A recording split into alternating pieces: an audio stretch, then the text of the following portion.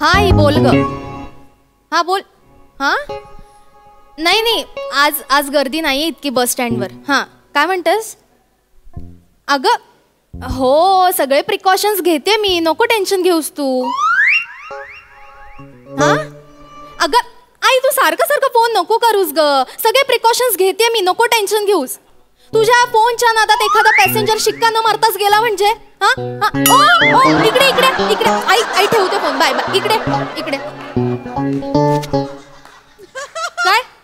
काय काय हे बघा शिक्का मारल्याशिवाय तुम्हाला इथे बस स्टँडच्या बाहेर जाता येणार नाही. इकडे. नाही नाही मी ओके आहे, मला काही ताप बी आलेला नाही, काय समजली? मी ओके आय एम फाईन. अहो ताप नाही आलाय पण बाहेर गावावरून आलायत ना तुम्ही. हो हो. हा मग प्रिकॉशन म्हणून 10 दिवस तुम्हाला क्वारंटाईन राहावं लागेल. तुमच्याच घरी इकडे हा शिक्का मारू द्या. हात द्या. नाही मी हात देणार नाही. मी परक्या बाईच्या हातात मी माझा हात देणार नाही. वा वा मोरे वा. लग्नासाठी हात मागत नाहीये मी तुमचा. एक वेळ त्याच्यासाठी मी हात देईन तुमच्या हात.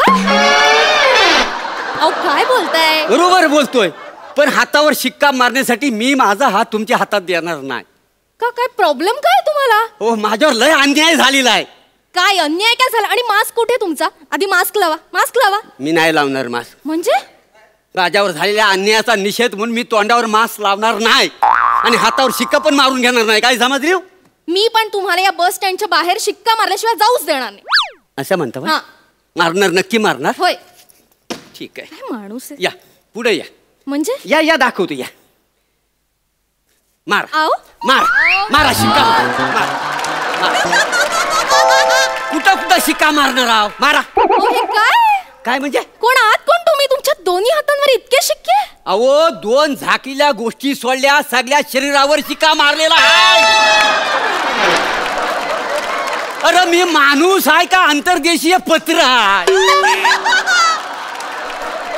अरे आंघोळ केली ना तर बाथरूम सगळं नीलं नदे होऊन राहिलो आणि तरी म्हणता माझ्यावर अन्याय झाला नाही आहे. काय अन्याय झालाय? काय झालं नेमकं मला शांतपणे सांगा. मी आहे ना. हा सांगा. काय सांगू?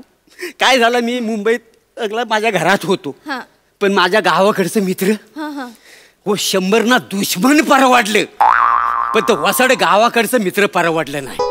का हो काय केलं त्यांनी? काय केलं? हो सकाळी उठल्या उठल्या ना गावात ना शेतात जायचं आणि त्याचं फोटो मला पाठवायचं. नंदीवर जायचं, मासं पकडायचं, आंघोळी करायचं, तर सगळं फोटो मला पाठवायचं आणि व्हिडिओ कॉल करून आहे ना मला सांगायचं बघ आम्ही कशी गावाला मजा करता वाय, आणि मला जलवायचं वसाड. मग मला राहावला नाही, मी पण निघालो गावाला. काय समजले?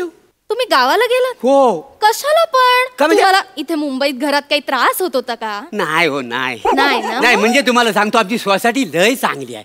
आमच्या सेक्रेटरीनं सगळी व्यवस्था केलेली होती. नाही म्हणजे आपलं काय तर दूध, भाजी, चाकणं सगळी सगळी अगदी घरपोच व्यवस्था केली होती का? नाही काय समजली? सगळी व्यवस्था केली होती ना? हो, हो. मग कशाला गेलात गावाला?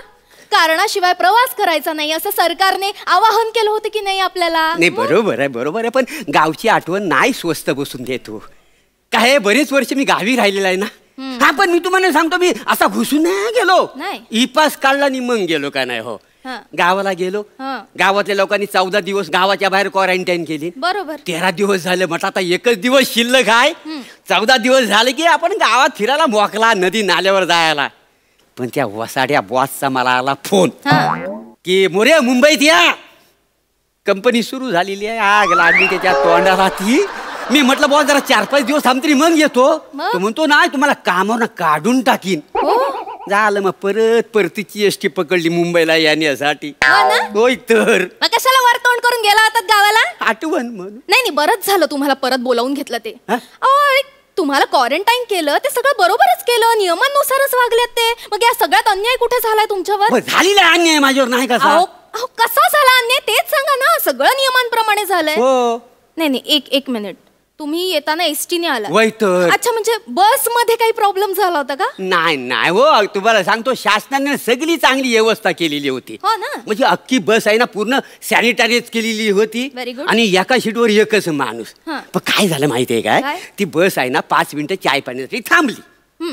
तर कंडक्टरने ड्रायव्हर तिला उतरले चाय घ्यायला. मी म्हटलं कंटाळलं बसून, म्हटलं पाय जरा मोकलं करूया. काय नाही काय पाय मोकळे करायला नाही हो, मला झाली होती लघवीला. काय जमलं तर मी आपला उतरलो आणि आपला लघवी करण्यासाठी असा 5 पावलं पुढे गेलो. त्या झुडपं होती तिकडे लघवी करणार तेवढं काहीतरी सरसारला. म्हटलं इथं सरसारलं म्हटलं काहीतरी डाऊट आहे, म्हणजे आमच्याकडे वाहनामध्ये लय फार करा का नाही, म्हणजे झाडाखाली सू करणं म्हणजे लय बेकार काय सांगण्यासारखी गोष्ट आहे. म्हणून मग तसं मग पुढे आणखी 5-10 पावलं पुढे आपल्याला चालत गेलो. इकडे तिकडे बघतोय तेवढ्या 2 बायका तिकडनं आल्या. बायकांची आपली संस्कृती आहे ना, म्हणजे कसं आपण पुढे गेलो, आणखी 5-6 पावलं पुढे गेलो, 10 पावलं तर गावाच्या वेशीवर असं बांबू लावलेलं, क्वारंटाईन केलेला होता एरिया, आणि त्याच्या बाजूला तिकडे दुकान. कसलं ते तंबाखू तिथं मिळत होता. मी बांबू ओलाडून तिकडे गेलो, तिथल्या लोकांनी मला पकडला आणि नवीन स्टॅम्प मारला. 14 दिवस मला क्वारंटाईन केला. अहो पण मग त्यांना सांगायचं ना तुम्ही मुंबईला जायला निघालात, एसटी थांबली म्हणून, नाहीतर बस कंडक्टरला वगैरे बोलावून घ्यायचं. अहो लघवीच्या नादात मी जवळ 2 किलोमीटर गावात शिरलो होतो. एसटी निघून गेली होती, काय करू मला सांगा ना. हो ना. हो नाही मग बरोबरच केलं त्यांनी. तुम्हाला क्वारंटाईन केलं, शिक्का मारला ना, ते बरोबरच केलं. अहो इथे अख्खं जग कोरोनाच्या भीतीने घरात बसलंय आणि तुम्ही काय तंबाखूची लहर आली म्हणून गेलात गावात फिरायला. काय लाज वगैरे काही वाटते की नाही तुम्हाला. मला सांगा, तुम्हाला क्वारंटाईन केलं त्या गावात, मग त्या क्वारंटाईन सेंटर मध्ये काही प्रॉब्लेम झाला होता का. नाही खरं सांगतो, म्हणजे शासनाने सगळी व्यवस्था केली होती. खायला प्यायला नीट मिळालं सगळं, म्हणजे 2 टाइम जेवायला गरम पाणी, दुधात हलद, काय तर हल्दीचं दूध, अंडी, उपमा, सगळं मिळत. व्यवस्था हो अगदी मस्त व्यवस्था केली होती, काय कुठं काही कमी नव्हतं. मग जवळ तुम्हाला 12 दिवस झाले असतील, 12 दिवस झाले. मग आम्ही सगळं क्वारंटाईन झालेलं होतं ना, तर आम्ही लागले क्रिकेट खेळायला. काय समजलं, तुम्ही क्वारंटाईन सेंटर मध्ये क्रिकेट खेळत होतात. मग काय करणार, विरंगुलं काही नको, बसून आलेला कंटाळा. ते काय झालं, आम्ही KPL भरवलेली. KPL म्हणजे क्वारंटाईन प्रीमियर लीग का नाही. क्वारंटाईन प्रीमियम लीग काय असेल. अहो क्वारंटाईनची स्पेलिंग क्यू ने सुरू होते ना. ते इंग्रजीत, मराठीत क पासून सुरुवात होते का. काय आपली मराठी भाषा आपण टिकवली पाहिजे. आपण जर परंपरा जपल्यानंतर कोण टिकवली काय म्हणा सांगा. बरं त्या असू द्या, महत्वाचं काय आहे KPL. तर क्वारंटाईन प्रीमियर लीग आम्ही भरवलेली आणि 2 टीम पाडलेल्या, क्वारंटाईन टायगर आणि क्वारंटाईन लायन. तर क्वारंटाईन टायगरचा ना लोक मला लाडाने बिबल्या म्हणायचं का नाही. काय म्हणायचं, बिबल्या. हा तेच बी चप्पल ना जास्त, त्याच्या मला बिबल्या म्हणायचं. क्वारंटाईन टायगरचा तर नियम असा होता की क्वारंटाईन सेंटरच्या बाहेर जर बॉल जो मारेल त्यानं तो जाऊन बॉल आणायचा. बरं. आणि काय तुम्हाला सांगू, गुस्साच्या भरात मी मारला ना बॉल, असा बिबल्या म्हणायचं ना, त्याच्यामुळे गुस्साच्या भरात मारला. क्वारंटाईन टायगरचा बिबल्या मी. आणि मग तो बॉल मी मारला ना बाहेर क्वारंटाईन सेंटरच्या, मग मी बॉल आणायला गेलो, तिथं वासड पोलीस बसलं होतं. त्यांना वाटलं मी पळून जातोय, त्यांनी मला तिथं धरले, मारले, शिक्कानी शाळेच्या रूम मध्ये क्वारंटाईन केली 14 दिवस. अहो मग बरोबरच केलंय त्यांनी. क्वारंटाईन सेंटर मध्ये आराम करायचं सोडून तुम्ही क्रिकेटच्या मॅच कशाला खेळत बसता. आणि शाळेच्या एखाद्या खोलीत बंद केलं ना, ते बरंच केलं तुमचं. काय बरं झालं. एक तर लहानपणापासून मला शाळा आवडत नाही. दुपार झाली की मी लगेच शाळेत ना पळून जायचो. तसाच मी काय झालं, दुपारचा पळून जायचो, पोलीस मला पकडायचं, परत शाळेत आणून ठेवायचं आणि नवीन शिक्का मारायचं 14 दिवसाचा. काय करू, क्वारंटाईनचा शिक्का बसला, 14 दिवस गप्प त्या शाळेच्या खोलीत राहायचं ना, कशाला पळून जायचं तोंडवर करून. नाही नंतर मला कळलं, हा आपलं वय काय पळून जाण्याचं नाही आहे. काय समजली. Very good. मग काय झालं, त्या शाळेच्या भिंती होत्या, त्याच्यावर सगळे मी चित्र काढली माझी नि शालूची. हा तर सगळं भडाकलं. अरे शाळेची सगळी लेणी करून ठेवलीस वासाड्या, तर भडकलं माझ्यावर सगळी लेणी. हो शालूची नि माझी. शाळेची लेणी करून टाकली तुम्ही. हो. भडकणार नाही तर काय. आणि मग भडकून काय केलं, अजून एक शिक्का मारला असेल. नाही, ती शाळा परत रंगवायला लागली म्हणून मला बाहेर काढली त्याने. बरोबर. मग मी काय केलं, तडक बॅग उचलली आणि गेलो एसटी स्टँडवर गाडी पकडायला. तर माझा एक जुना मित्र भेटला बऱ्याच वर्षात, आला आणि त्यानं मला मिठी मारला. झाला, पोलिसांनी पकडली ना मला. सोशल डिस्टन्सिंगचा नियम तोडला म्हणून 2 दिवस जेलमध्ये मी.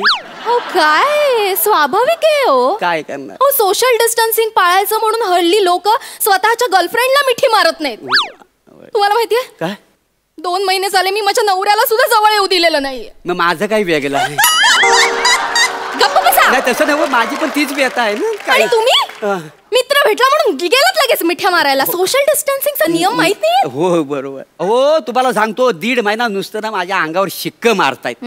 हो एकदा शिक्का मारली तो नीट उमटला नाही म्हणून त्यांनी परत येऊन शिक्का मारली तारीख दिखण्यासाठी म्हणून. नाही हे असंच पाहिजे. तुमच्यासारख्या लोकांना ना असंच पाहिजे. उठसूट पळून जाताय म्हटल्यावर तो शिक्का पक्का व्हायला नको.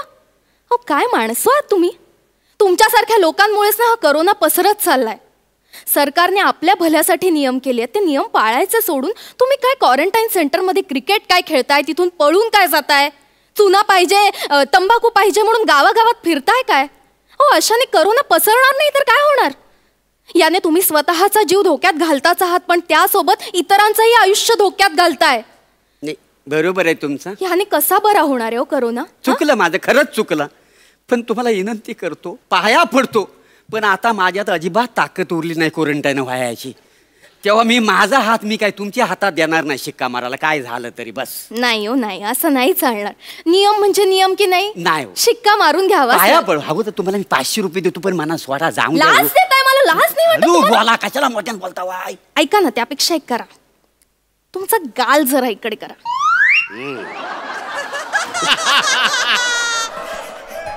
माझी पर्सनॅलिटी तशी आहे ना.